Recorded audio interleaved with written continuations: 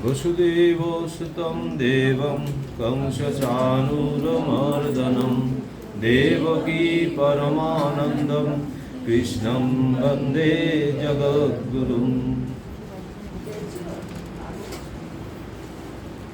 কর্মযোগ শ্লোক 21।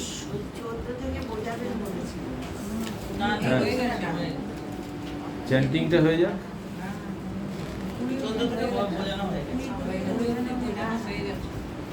যজ্জদাচরতি শ্রেষ্ঠস্ত তত্ত দেবেতরো জনাঃ স যৎপ্রমাণং কুরুতে লোকস্তদনুবর্ততে। ন মে পার্থাস্তি কর্তব্যম ত্রিষু লোকেষু কিঞ্চন নানবক্তম অবক্তব্যম বর্ত এব চ কর্মণি। যদি হহম ন বর্তেয়ম জাতু কর্মণ্য তন্দ্রিতঃ মম বর্তানুবর্তন্তে মনুষ্যা পার্থ সর্বশঃ। উৎসীদেয়ুরিমে লোকা ন কুর্যাং কর্ম চেদহম শঙ্করস্য চ কর্তাস্যম উপহন্নামি মা প্রজাঃ। সক্তা কর্মণ্য বিদ্বাংস যথা কুর্বন্তি ভারত কুর্যাদিদং তথা শক্ত চিকীর্ষু লোক সংগ্রহম। ন বুদ্ধিভেদং জনয়েৎ অজ্ঞানং কর্ম সঙ্গিনং যোষয়েৎ সর্বকর্মাণি বিদ্বান যুক্তো সমাচরन्। প্রকৃতে ক্রিয়মাণানি গুণৈ কর্মাণি সর্বশঃ। অহংকারো বিমূঢ়াত্মা কর্তাহমিতি মন্যতে। তত্ত্ববিত্তু মহাবাহো গুণ কর্ম বিভাগয়ঃ। গুণাগুণেষু বর্তন্ত ইতি মত্তা ন সজ্জতে। প্রকৃতের গুণ সম্মূঢ়া সজ্জন্তে গুণ কর্মসু। তান কৃষ্ণ বিদো মন্দান কৃষ্ণ ভিন্ন বিচারয়েৎ। ময়ি সর্বাণি কর্মাণি সন্ন শ্রদ্ধাত্মচেতসা। নিরাশীর নির্মম ভূত্বা যুদ্ধস্য বিগত জরঃ। 30 পর্যন্ত। এখন আগের দিনে আমরা কি পড়লাম?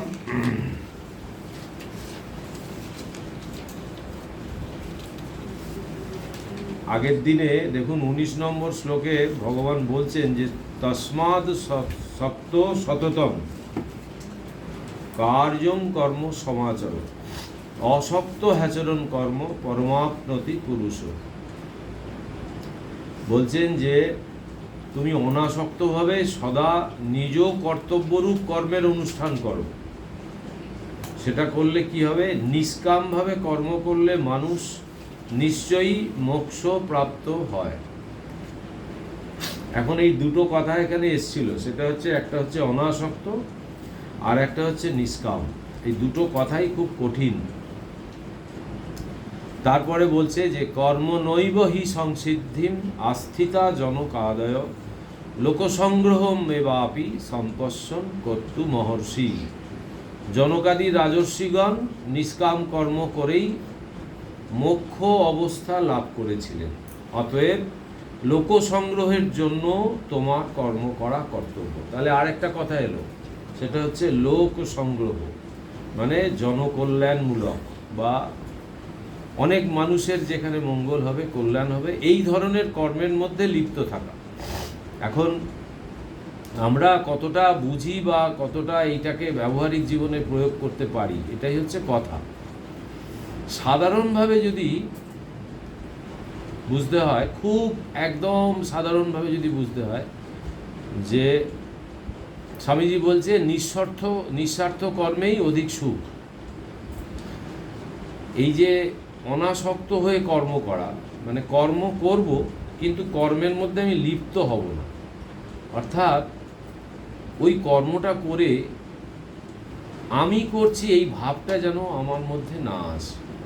লিপ্ত হব না মানে কর্মের মধ্যে লিপ্ত হলেই অহংকার আসবে। অহংকার মানে অন্য কিছু না, অহংকার মানে আমি করছি।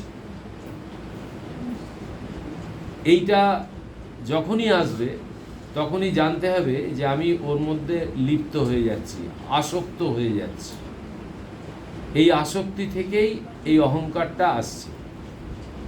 দ্বিতীয়ত, নিষ্কামভাবে কর্ম করলে, নিষ্কামভাবে বলতে কোনো কামনা থাকবে না, এই কাজটা করে আমাকে অনেকে প্রশংসা করবে বা আমি এর থেকে আর্থিকভাবে কিছু উপার্জন করব, এই যে মানসিকতা, এইটা যেন না থাকে। এটা কি করে হবে? এখন আমরা যদি বলি যে একটা ছাত্র পড়াশোনা করবে, করে সে পরীক্ষায় রেজাল্টের অপেক্ষায় সে পড়াশোনা করবে না, বা একটা টিচার সে যে ছাত্রকে পড়াচ্ছে সে তো এইটাই আশা করবেই যে ছাত্ররা যেন ভালো হয়, ভালো পরীক্ষা দেয়। একজন অফিসে কাজ করছে, সে সারা মাস কাজ করে সে কি ওই বেতনটা সে নেবে না?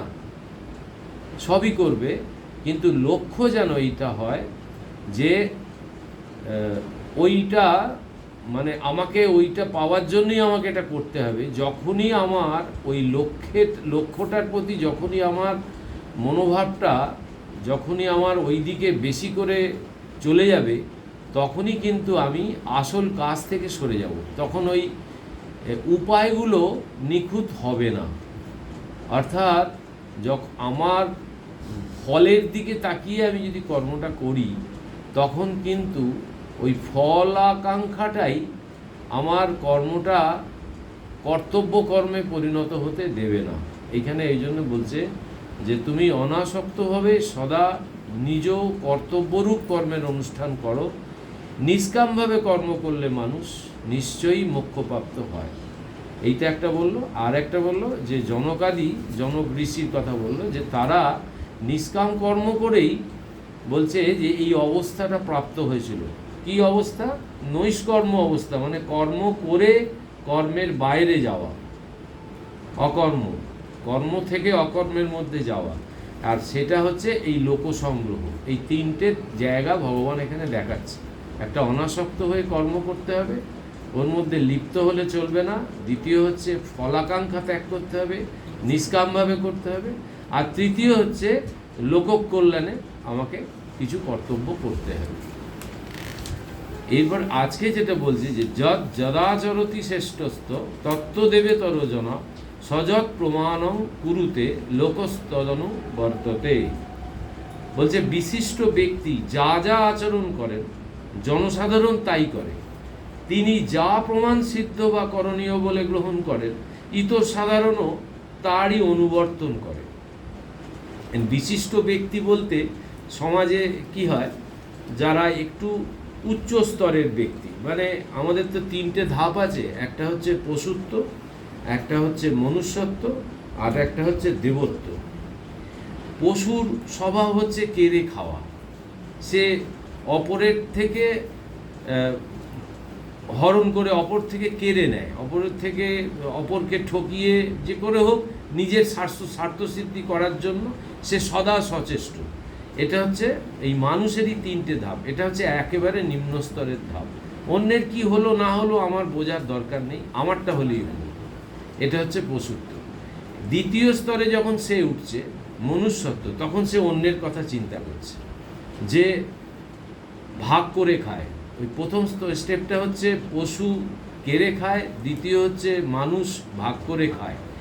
তখন ওর যে মনের কন্ডিশনটা আসছে, তখন কেবলমাত্র নিজের নয়, নিজেরটা হবে সবাইয়ের, যাতে আমার জন্য আর কারোর যেন অসুবিধা না হয়, সবার মধ্যে আমি মানে বিতরণ করে আমি আমারটা নেব, সবাইকে দিয়ে আমি নেব, এইটা। আর দেবত্ব যখন আসছে সে যখন আরেকটু হায়ার স্টেজে উঠছে তখন তার অবস্থাটা হয়ে যায় যে আগে সকলে নিক, তারপরে আমারটা আমি নেব।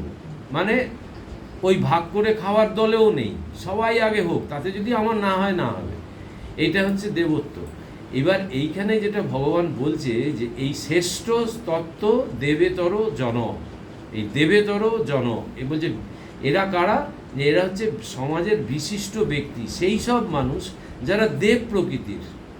তারা কি হয়, তারা বলছে যে এই সমাজে তারা যেরম যেরম আচরণ করে, বলছে সেই আচরণটা দেখে আরও কিছু মানুষ তাকে অনুকরণ করে এবং তাকে ফলো করে আর কি, তাকে তার জীবনটা দেখে, মানে কীরকম হয় দেখবেন, আমাদের এরকমও আছে যে আমাদের হঠাৎ করে এরকম অনুকরণ, মানে একটা মানুষ ধরুন আপনার সমাজে দেখলেন যে লোকটা খুব শান্তিপূর্ণভাবে জীবনযাপন করছে, কোনো অশান্তি বলে কিছু নেই, বা কোনো রকম পাঁচটা ঝামেলার মধ্যে নেই, কোনো রকম কিছু এর মধ্যে নেই, শান্ত প্রকৃতির মানুষ।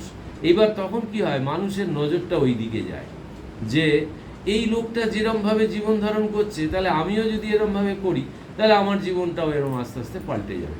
অর্থাৎ এই যারা লোককল্যাণে কাজ করে, যারা অধিকারী পুরুষ, তাদেরকে দেখে আমরা ফলো করি। যেমন ধরুন এই বেলুড় মঠে গেলে মনে হয় না যে সন্ন্যাসীদের দেখলে একটা কি সুন্দর একটা জীবনযাপন করছে দেবতাদের মতো।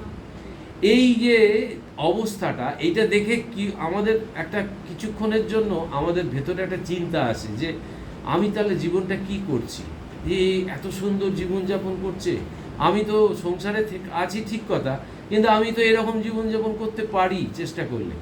এইগুলো তখন মনের মধ্যে হয় যে ওই বলছে যে এই অনুসরণ করে, বলছে তিনি যা প্রমাণসিদ্ধ বা করণীয় বলে গ্রহণ করেন। প্রমাণসিদ্ধ মানে যিনি আর কি শাস্ত্র পড়েছেন বা যিনি এই শাস্ত্রের মর্মার্থ উপলব্ধি করেছেন, ভগবানের প্রতি যার বিশ্বাস এসে গেছে, তিনি বলছে এই যে প্রমাণ সিদ্ধ বা করণীয় বলে গ্রহণ করেন, ইত সাধারণ তারই অনুবর্তন করে।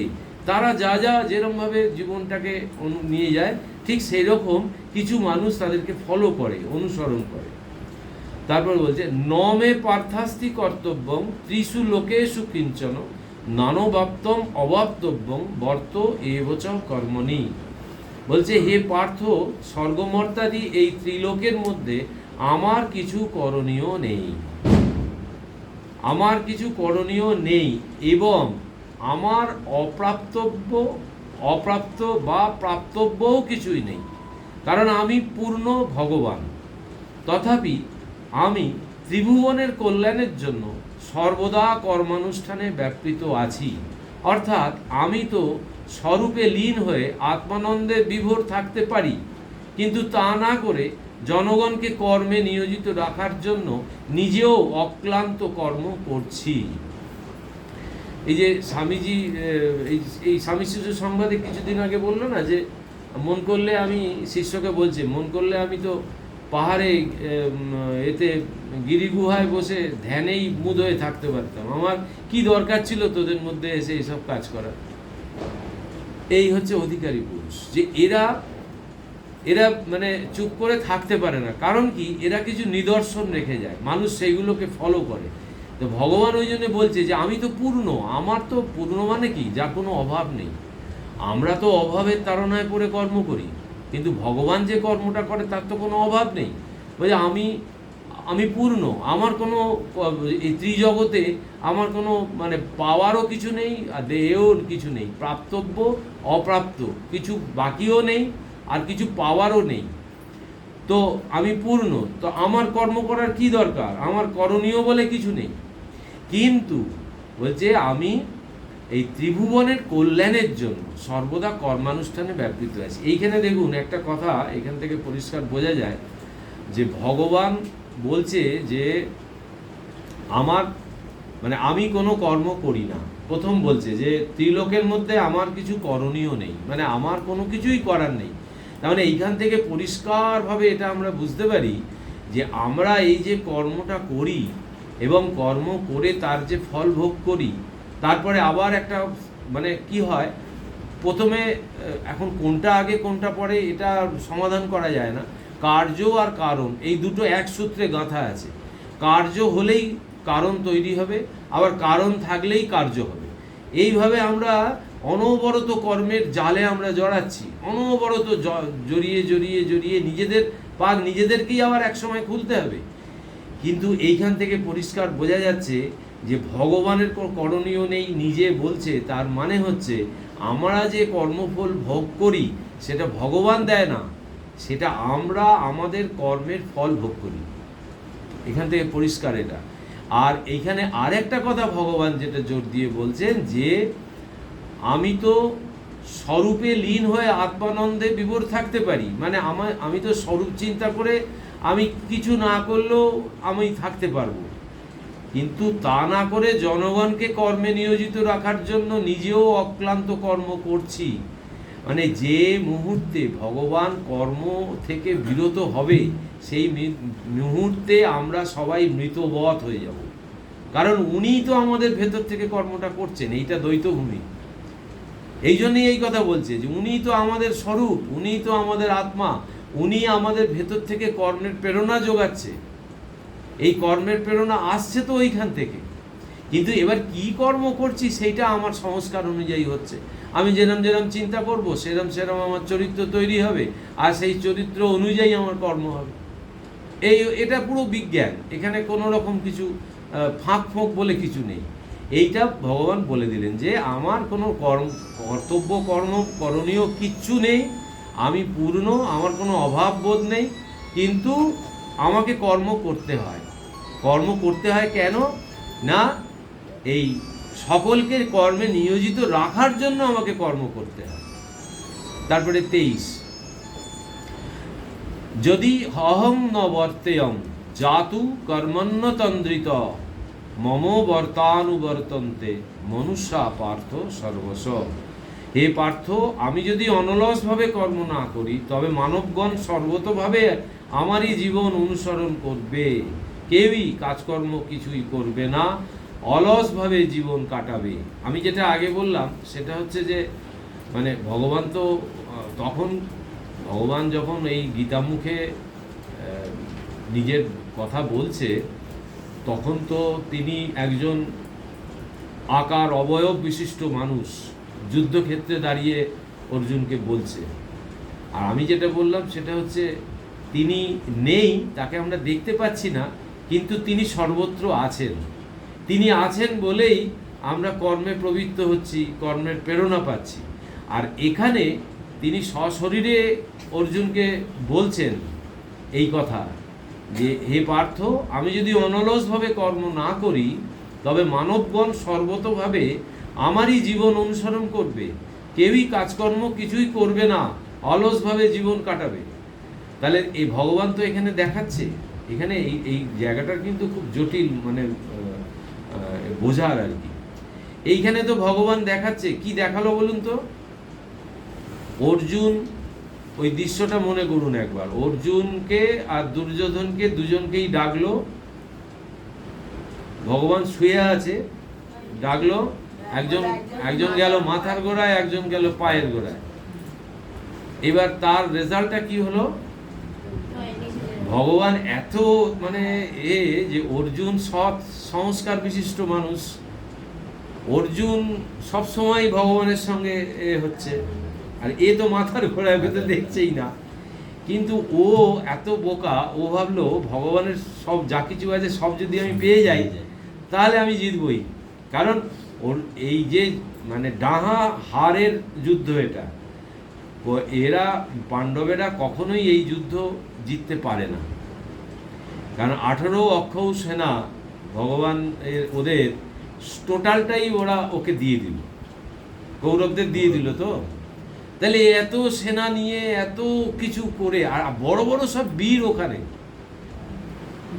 হ্যাঁ, দ্রোণাচার্য, ভীষ্ম দুজনেই, তারপরে তো মানে অজস্র রাজাদের নিয়ে এসছে। সেখানে অর্জুন কালি পেল স্বয়ং ভগবানকে। তাহলে ভগবান যেদিকে থাকে সেদিকে কখনো হার হয়?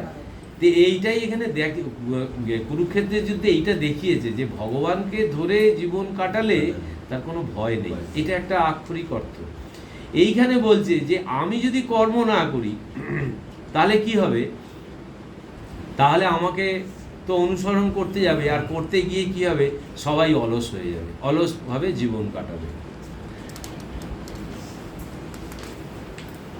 এখানে কিছু নোট আছে, সেগুলো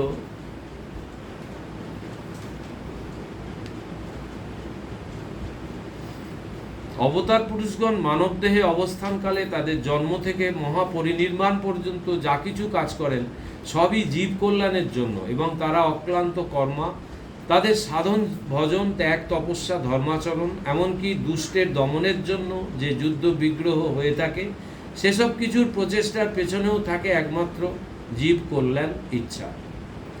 মানে এইগুলো সব লোক কল্যাণার্থ। শ্রীরামকৃষ্ণদেব যখন এতে আসছেন, কামারপুকুরে যখন অবতরণ করছেন, তার যখন আবির্ভাব হচ্ছে, তখন থেকেই সমস্ত কাণ্ড কারখানাগুলো অদ্ভুত অদ্ভুত ঘটছে। মা চন্দ্রামণির উদরে প্রবেশ করছে, সেই যুগীদের শিব মন্দির থেকে জ্যোতি এসে প্রবেশ করছে।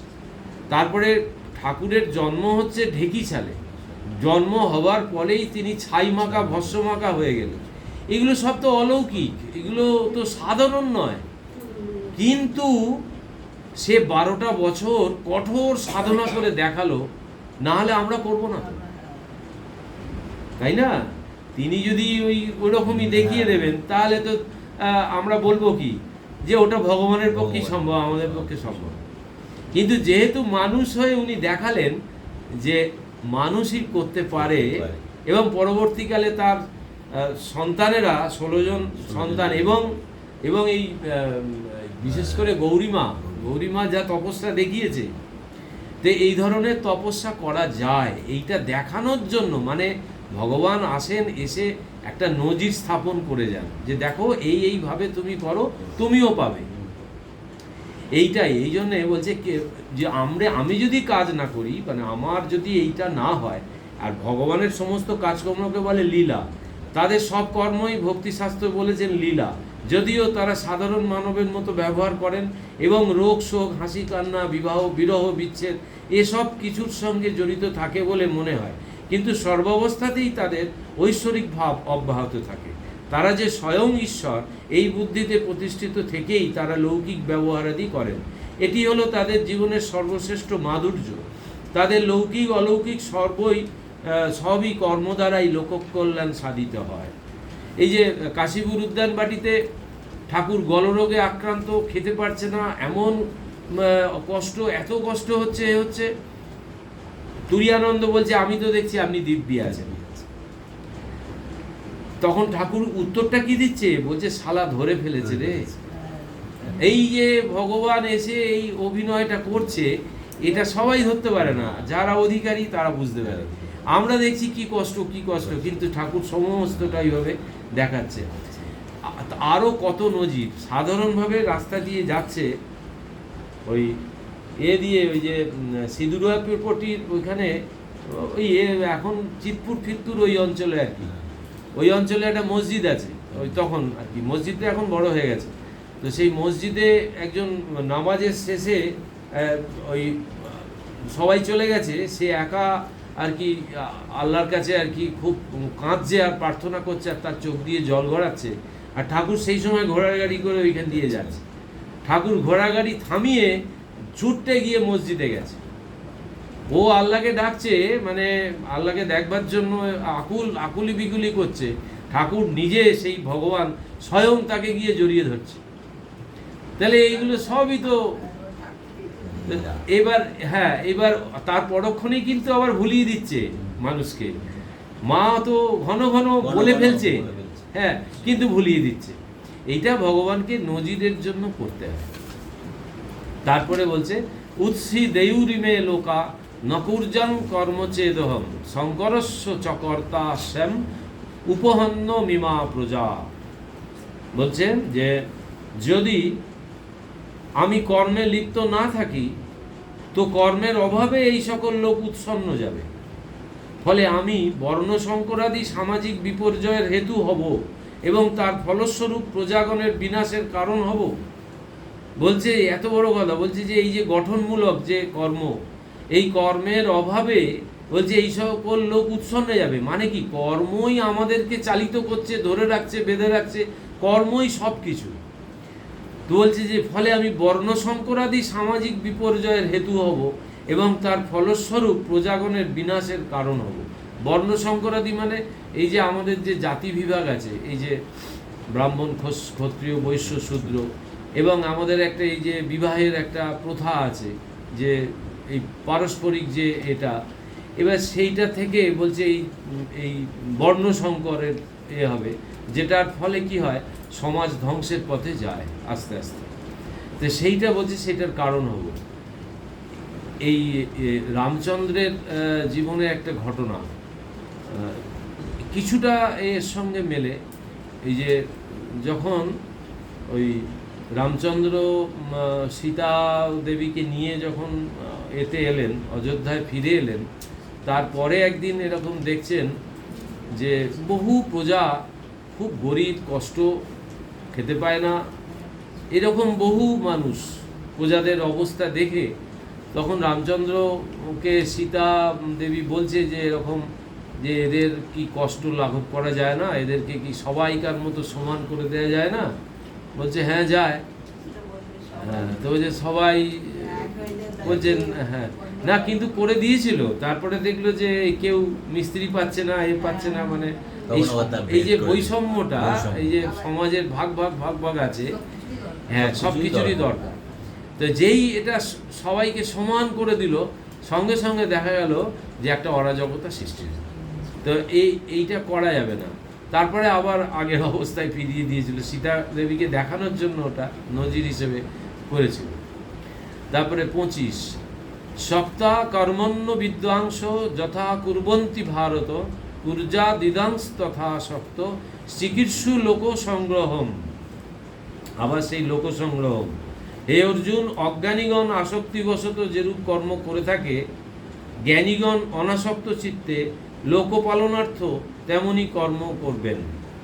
এই যে যখন আমরা অবিদ্যা অজ্ঞানের মধ্যে আবদ্ধ থাকি, তখন আমাদের এইটা মনে হয় যে এটা আমি করছি, আমার জন্য এটা হলো, আমি না থাকলে এটা হবে না, আমি ছিলাম বলে হলো। এই যে অজ্ঞান অবিদ্যার যে প্রভাব, এইটা আমাদের মধ্যে যতক্ষণ থাকবে ততক্ষণ এই অহংকার থাকবেই থাকবে, একে সরানো যাবে না। কিন্তু যখন এই অজ্ঞানীগণ যখনই এইভাবে আসক্তিবশত কর্ম করতে করতে করতে করতে একটা সময় বুঝতে পারবে যে এই কর্মটা ভগবান আমাকে দিয়েছে কেবলমাত্র আমার চিত্তশুদ্ধির জন্য, কর্ম কেবলমাত্র চিত্তশুদ্ধির জন্য দিয়েছে, যে এই কর্মটা করে আমার চিত্তটাকে শুদ্ধ করব, অর্থাৎ আমার মনটাকে পরিষ্কার করব, করলে আমি কি হবে, আমার ওই জ্ঞানটা আস্তে আস্তে আমার ভেতরে আসবে, কারণ ওইটা দিয়ে চাপা পড়ে আছে। জ্ঞান তো আছেই, কিন্তু জ্ঞানের উন্মেষ হচ্ছে না। এই যে চাপাটা যেই পাতলা হয়ে যাবে, আস্তে আস্তে আবরণটা যেই সরতে থাকবে, তখন ওই আস্তে আস্তে জ্ঞানের বিচ্ছুরণ শুরু হবে, তখন তার মধ্যে ওই অনাসক্ত ভাব আসবে। আর অনাসক্ত ভাব যেই আসবে, সঙ্গে সঙ্গে এই লোকের কল্যাণে, লোক পালনার্থ তখন কর্ম হবে। তখন নিজের জন্য কিছু নয়, আমার জন্য আমি কিচ্ছু করছি না, সমস্ত কিছু মানুষের মঙ্গলের জন্য, ভালোর জন্য করছি। এইটা তখন তার আকারটা পাল্টে যাবে। ওই জন্য বলছে যে অজ্ঞানীগণ আসক্তবশত যেরূপ কর্ম করে থাকে, জ্ঞানীগণ অনাসক্ত চিত্তে লোক পালনার্থ তেমনি কর্ম করবেন। তারপরে বলছে প্রকৃতে 26, ন বুদ্ধিভেদম জনয়েদ অজ্ঞানম কর্মসঙ্গিনম যোষ হয়েত সর্বকর্মাণি বিদ্যান যুক্ত সমাচরণ। বলছে যে জ্ঞানীরা কর্মে আসক্ত অজ্ঞানীদের বুদ্ধিভেদ জন্মাবেন না, অর্থাৎ জ্ঞানীগণকে নিষ্ক্রিয় দেখলে অজ্ঞান ব্যক্তিরা ভাববে যে জ্ঞানীরা তো কর্ম করেন না, অতএব আমরাই বা কর্ম কেন করব। অজ্ঞানীদের এরূপ ভাবনার সুযোগ যেন জ্ঞানীরা না দেন। নিজেরা অব্যহিত চিত্তে সকল কর্মের অনুষ্ঠান করে অজ্ঞানীদের কর্মে প্রবৃত্ত রাখবেন। রামকৃষ্ণ মিশন প্রতিষ্ঠা করে স্বামীজি প্রথমেই কর্মের দিকটা তুলে ধরলেন। যে সকালবেলা ভোর 4টের সময় উঠতে হবে, উঠেই মঙ্গলারতির পর 1 ঘন্টা জপ ধ্যান, তারপরে শাস্ত্র পাঠ আলোচনা, তারপরে হচ্ছে একটু টিফিন করে নিয়ে স্নান টান করে ঠাকুরের পুজোর পরেই আবার খাওয়া করে খেয়ে দিয়ে চলো অফিসে। এবার কার অফিসে কাজ, কার বাগানে কাজ, কার গোয়াল ঘরের কাজ, বিভিন্ন জায়গায় কর্মের প্রবর্তন। আর এই যে 9টা বাজলো, মিশন অফিস, মঠ অফিস সব খুলে গেল, পৌনে 9টায় খুলে যায়, ঠিক 9টায় মহারাজরা এসে হাজির হয়ে গেল।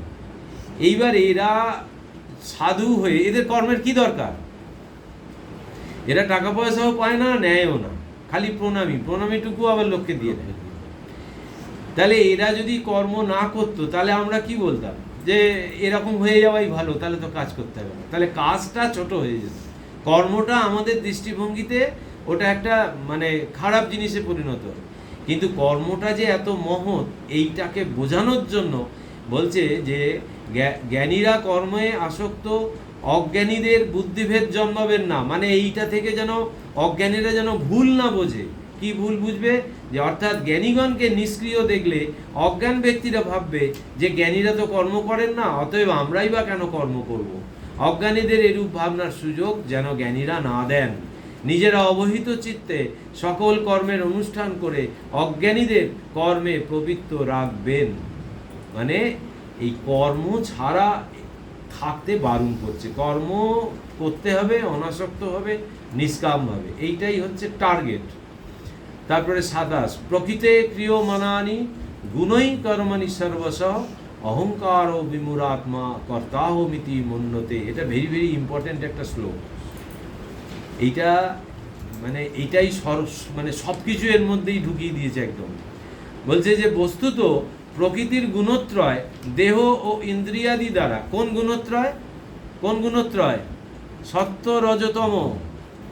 এই দেহ ও ইন্দ্রিয়াদি দ্বারা সর্বতোভাবে লৌকিক ও আধ্যাত্মিক সমস্ত কর্ম সম্পাদন করে। তাহলে কে সম্পাদন করছে?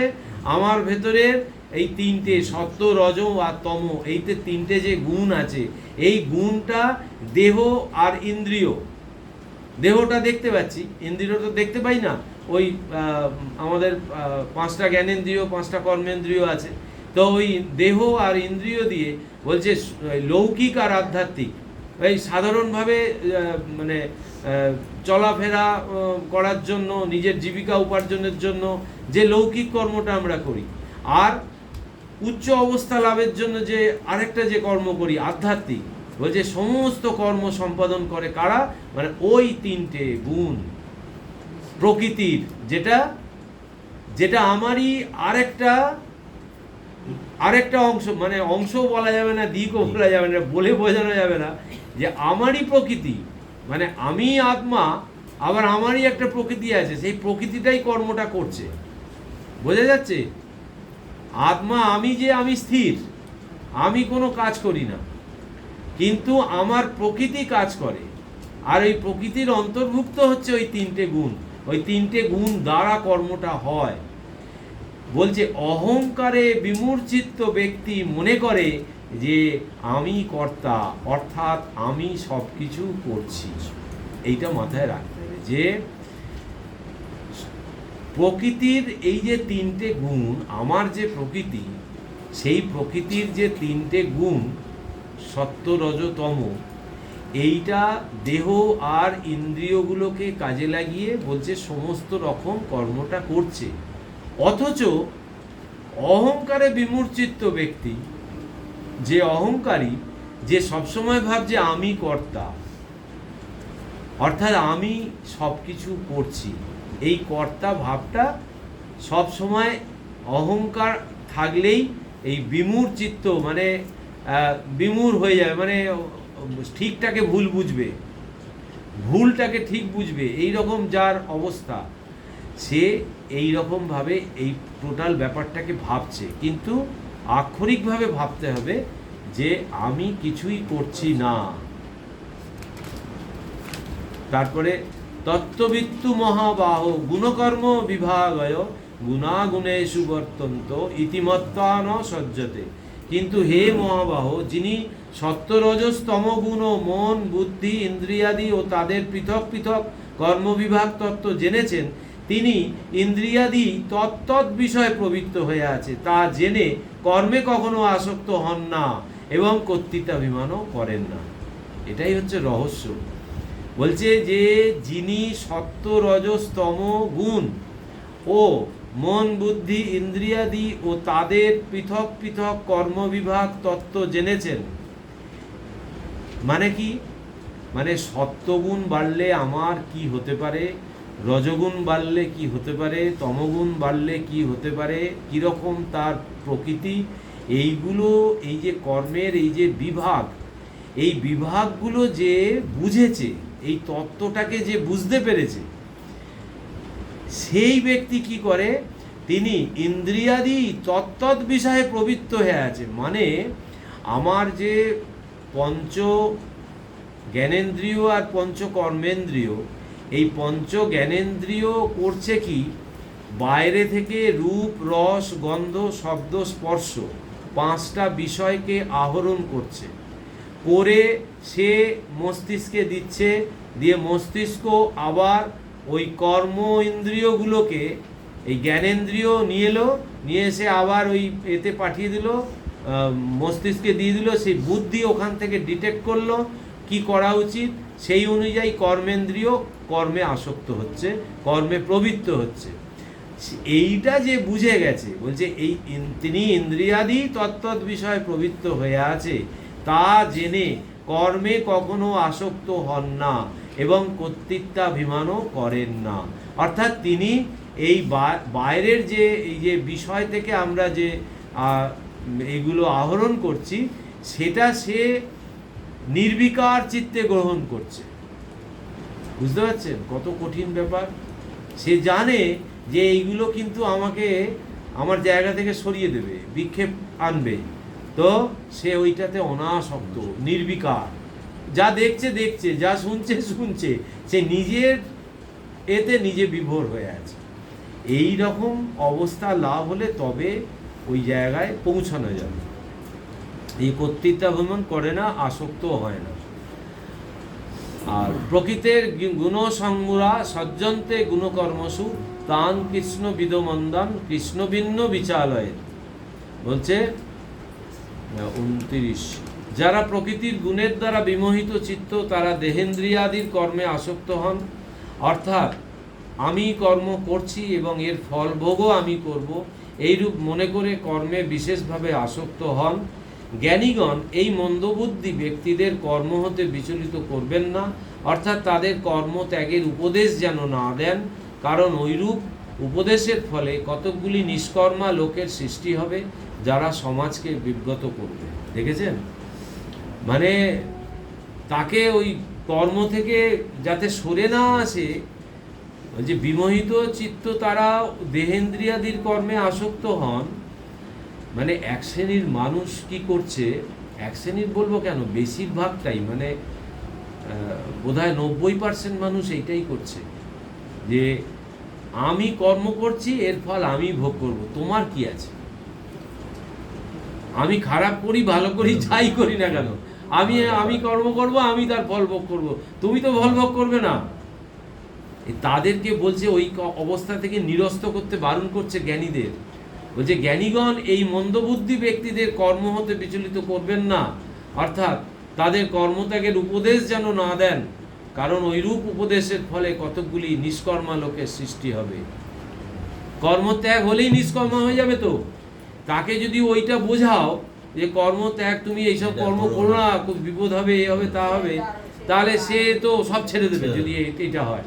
কিন্তু তাকে এইটা বোঝাতে হবে যে তুমি যেটা কর্মটা করছো, এই কর্মটা এইভাবে না করে এইভাবে করো। কর্ম ত্যাগ করার পরামর্শ দিলে মহা বিপদ হয়ে যাবে।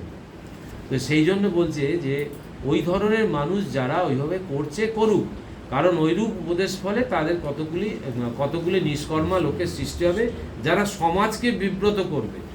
বিব্রত করবে মানে কি? নিষ্কর্মা হলেই ওই যে কথা আছে না, যে অলস মস্তিষ্ক শয়তানের বাস, সে সবসময়ই ওই কি করে মানে পরের ক্ষতি করা যায় এইটা তাকে পেয়ে বসবে আর কি সব সময়, ওই অলস মস্তিষ্ক হয়ে গেল। তারপরে বলছে মই সর্বাণি কর্মাণি সঙ্গ সাধ্যাত্ম চেতসা নিরাশির নির্মম ভূত্বা যুদ্ধস্ব বিগত জর। ঈশ্বরী কর্তা, তারই হাতের যন্ত্র হয়ে আমি তারই কাজ করছি, এরূপ বিচার করে সমস্ত কর্ম অর্থাৎ কর্মফল আমাতে অর্পণ করে কামনা ও মমতা শূন্য এবং শোক মোহ বর্জিত হয়ে তুমি যুদ্ধ করো। তার মানে পরিষ্কার বলছে যে আমি তার হাতের যন্ত্র। ওই যে তোমার কর্ম তুমি করো মা, লোকে বলে করিয়া, এই ভাব নিয়ে চলতে হবে। পাখি তুই ঠিক বসে থাক, ঠিক বসে থাক, রামকৃষ্ণ নামের মাছ তুলে। এই পাখিটা কি পাখি? সেদিনকে প্রভুদানন্দ মহারাজ জিজ্ঞেস করেছে এই পাখিটা কি পাখি, আবার উত্তর দিয়েছে এইটুকু একটা ছেলে, এইটুকু একটা ছেলে উত্তর দিয়েছে মন পাখি। তো যেই আমরা এইটা করব, এইটার মূল উল্টো দিক দিয়ে যদি বুঝতে হয় তাহলে বুঝতে হবে যখনই মানুষের অসৎ কর্ম ক্ষয় হতে হতে হতে হতে যখনই সৎকর্মের সূচনা হয়, শুরু হয়, তখন এই গীতা শাস্ত্র তার হাতে এসে পড়বে, সে ভগবানের মুখ থেকে শুনবে, জানবে, তখন সে এই কথাটা আর বলবে না যে আমি যা করছি করছি, আমি ফল ভোগ, তোমার কি, এইটা তখন বলবে না। তার হাতে যখন গীতা এসে যাবে, যখন ভগবানের মুখ থেকে এই কথা শুনবে, তখন তার বিশ্বাস হবে। কিন্তু আমরা যখন জোর করে যদি কাউকে বোঝাতে যাই, সে বুঝবে না, উল্টো ফল হবে।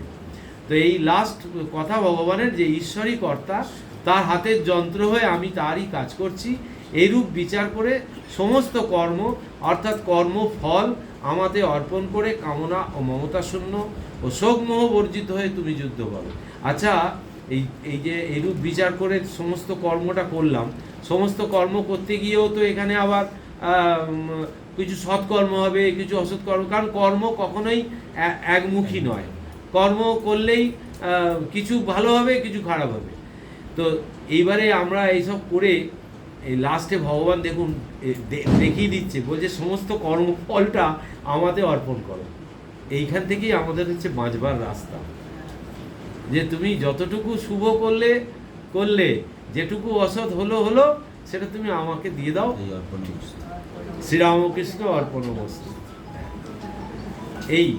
এইভাবে করে কামনা ও মমতা শূন্য এবং শোক মোহ বর্জিত হয়ে তুমি যুদ্ধ করো। মানে এই যে কামনা আর মমতা শূন্য, কামনা মানে হচ্ছে কিছু পাওয়ার বাসনা আর লোভ, আর মমতা শূন্য, এই মমতাটাই হচ্ছে আমাদের খুব মারাত্মক জিনিস, জানেন তো, আমরা বুঝতেই পারি না। মমতা এমন জিনিস, এইটাতে ও যদি কিছু মনে করে, হ্যাঁ, ও কি ভাববে, এই জায়গাতে আমাদের সাংঘাতিক একটা ভুল চলছে। আমরা আমাদের জায়গা থেকে সরে যাই অনেক সময় এই মমতার জন্য, নিজেদের আপোষ করি, কম্প্রোমাইজ করি, খুব সমস্যা ডেকে আনি। সেই জন্য বলছে এই কামনা ও মমতা শূন্য। আর একটা কি বলছে, শোক মোহ বর্জিত। এই যে আমরা যে শোক আর মোহ, এই দুটো নিয়ে আমরা যে জীবন কাটাচ্ছি, মমতা আর মোহ প্রায় একই রকম। এই শোক যেটা বলছে, যে সবসময় আমরা দুঃখ পাচ্ছি যে কোনো কিছু থেকে, যেই আমার নিজের না হলো, স্বার্থসিদ্ধি যেই না হলো, সঙ্গে সঙ্গে আমার দুঃখ আসছে। তো শোক মোহ বর্জিত হয়ে কখন যুদ্ধ করতে পারবে? যখন তুমি জানবে যে ওইটা আমি কিছু করছি না, আমি তার হাতের যন্ত্র, তখনই এইটা হবে, তার আগে আসবে না। ওম নমো ভগবতে বাসুদেবায়।